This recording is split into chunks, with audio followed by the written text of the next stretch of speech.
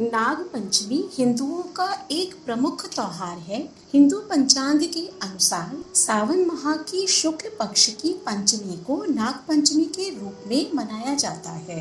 इस दिन नाग देवता या सर्प की पूजा की जाती है और उन्हें दूध से स्नान कराया जाता है। धार्मिक मान्यताओं के अनुसार नाग पंचमी के दिन नाग देवता को जल चढ़ाकर पूजा पाठ करने से साधक की सभी मनोकामनाएं पूर्ण हो जाती हैं। नाग पंचमी के दिन उपवास और व्रत कथा का पाठ करने से व्यक्ति को कई प्रकार की समस्याओं से छुटकारा मिल जाता है। तो आइए जानते हैं नाग पंचमी का शुभ मुहूर्त क्या है और पूजा विधि, साथ ही साथ इसकी कथा के बारे में विस्तार से। आपसे अनुरोध है कि इस वीडियो के अंत तक अवश्य बने रहें। नमस्कार, स्वागत है आपका सनातन ज्ञान और संस्कार चैनल पे। नाग पंचमी का त्योहार 21 अगस्त को मनाया जाएगा।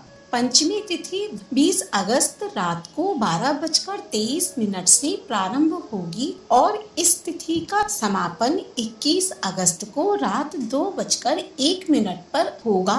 इसीलिए नाग पंचमी का त्योहार 21 अगस्त को मनाया जाएगा।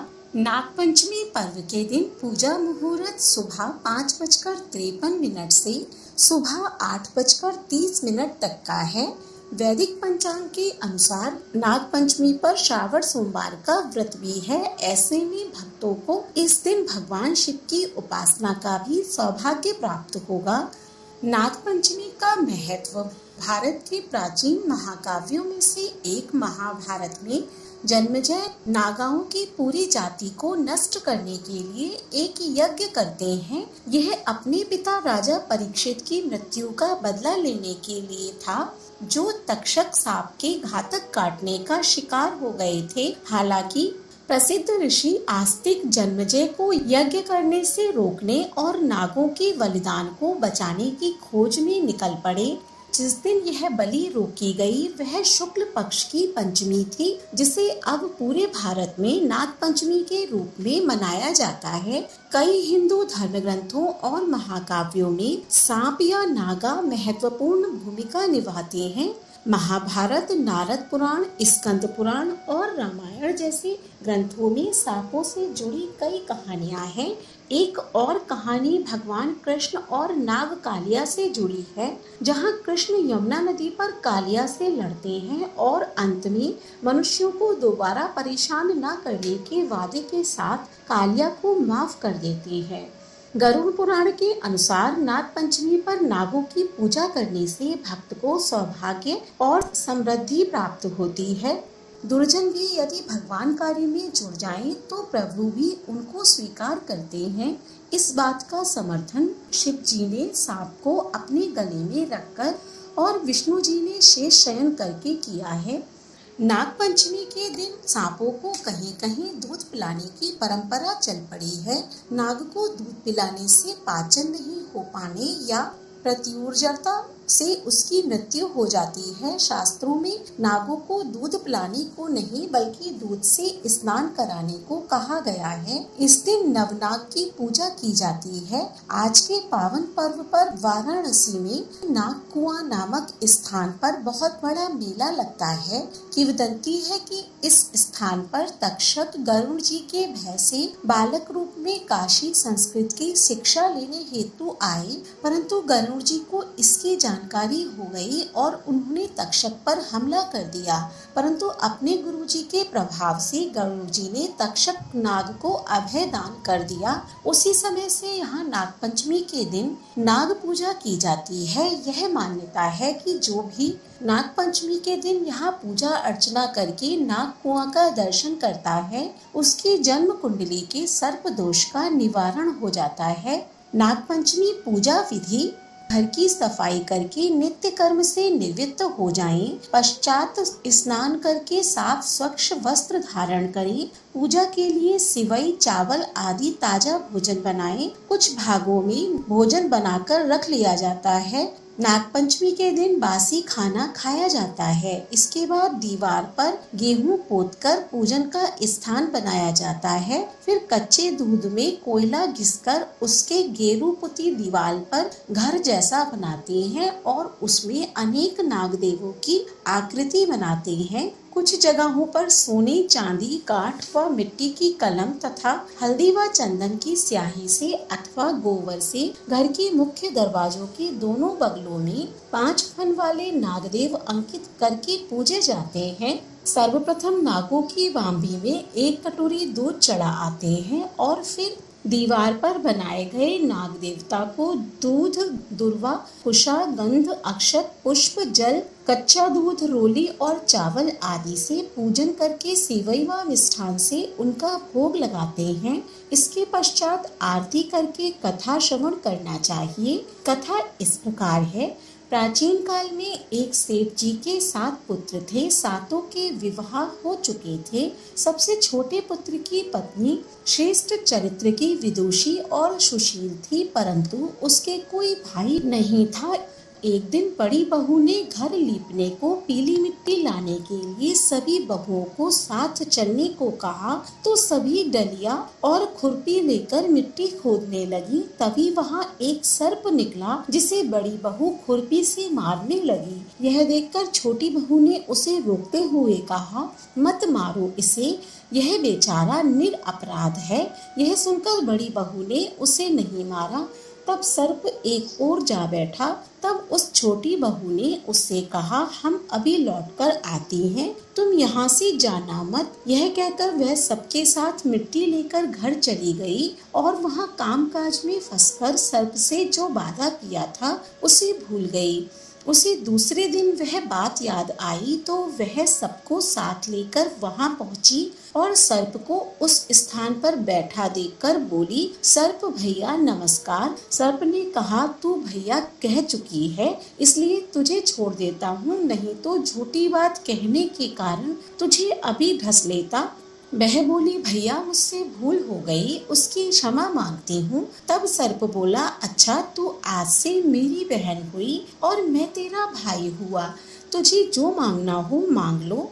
वह बोली, भैया मेरा कोई नहीं है, अच्छा हुआ जो तुम मेरे भाई बन गए। कुछ दिन व्यतीत होने पर वह सर्प मनुष्य का रूप धरकर उसके घर आया और बोला कि मेरी बहन को भेज दो। सबने कहा, इसका तो कोई भाई नहीं था।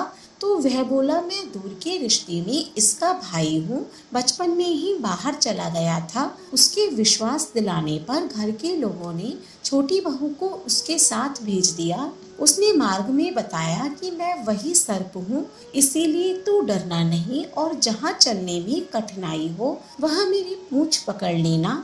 उसने कहे अनुसार ही किया और इस प्रकार वह उसके घर पहुंच गई। वहां के धन ऐश्वर्य को देखकर वह चकित हो गई। एक दिन सर्प की माता ने उससे कहा कि मैं एक काम से बाहर जाती हूँ, तू अपने भाई को ठंडा दूध पिला देना। उसे यह बात ध्यान न रही और उसने गर्म दूध पिला दिया, जिससे उसका मुख बेतरह से जल गया। यह देखकर सर्प की माता बहुत क्रोधित हुई, परंतु सर्प के समझाने पर चुप हो गई। तब सर्प ने कहा कि बहन को अब उसके घर भेज देना चाहिए।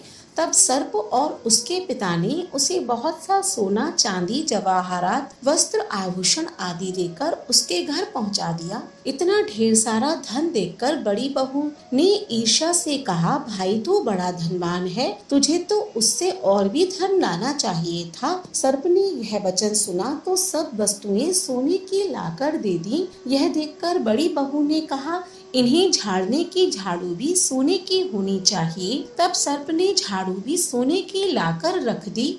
सर्प ने छोटी बहू को हीरा मणियों का एक अद्भुत हार दिया था। उसकी प्रशंसा उस देश की रानी ने भी सुनी और वह राजा से बोली कि सेठ की छोटी बहू का हार यहाँ आना चाहिए। राजा ने मंत्री को हुक्म दिया कि उससे वह हार लेकर शीघ्र उपस्थित हो। मंत्री ने सेठ जी से जाकर कहा कि महारानी जी छोटी बहू का हार पहनेंगी, वह उससे लेकर मुझे दे दो। सेठ जी ने डर के कारण छोटी बहू से हार मांगकर दे दिया।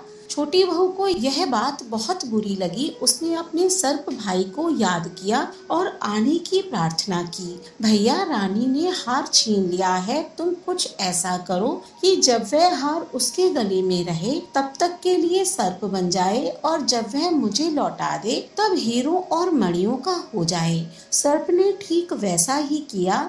जैसे ही रानी ने हार पहना वैसे ही वह सर्प बन गया। यह देखकर रानी चीख पड़ी और रोने लगी। राजा ने यह देखकर सेठ के पास खबर पहुंचाई कि छोटी बहू को तुरंत भेजो। सेठ जी डर गए कि राजा ना जाने क्या करेगा। वह स्वयं छोटी बहू को साथ लेकर उपस्थित हुए।